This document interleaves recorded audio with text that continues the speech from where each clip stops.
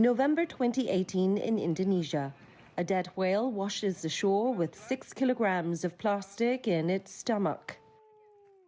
In the Philippines this past March, another was found with a staggering 40 kilograms of plastic. Whether it be a baleen whale or something like a sperm whale, they're incorporating all these plastics, and you hear about dolphins brought in, they're just full of plastics in their stomach, and that's why you find that they just get accumulated over time and they can't get rid of it. Dr. John Sparks is a marine scientist at the American Museum of Natural History. He says pollution is one of the biggest threats to the ocean, and it's not just plastics. Oil, sludge, dirt, and other types of trash and chemicals have also made their way into the seas over the decades, affecting even the most basic microscopic organisms. The phytoplankton, for example, produce anywhere from 50 to 80% of the oxygen we breathe, so to lose them is very detrimental to life. Zooplankton depend on the phytoplankton, the bigger creatures, fish, marine mammals depend on those, so the whole food chain could crash. But if advances in industry have harmed the ocean, at least modern technology is helping scientists study the impact.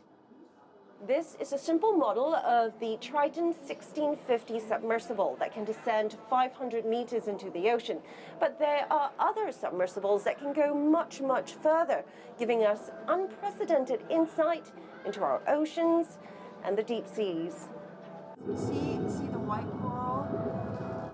This has provided clues into how higher carbon dioxide levels lead to greater acidity in the ocean, putting marine habitats like coral reefs under immense stress. So the carbon dioxide we've been talking about is coming from fossil fuel combustion, so that's all anthropogenic. Braddock Lindsley, a geologist at Columbia University's Lamont Doherty Earth Observatory, studies coral skeletons to chart changes in ocean chemistry and temperature patterns.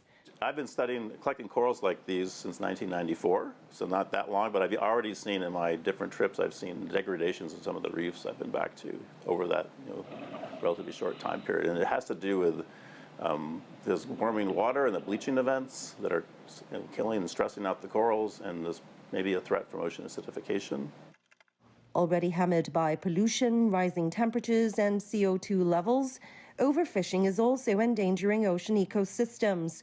The Environmental Defense Fund has warned that without sustainable management, fisheries could face collapse, triggering a global food crisis.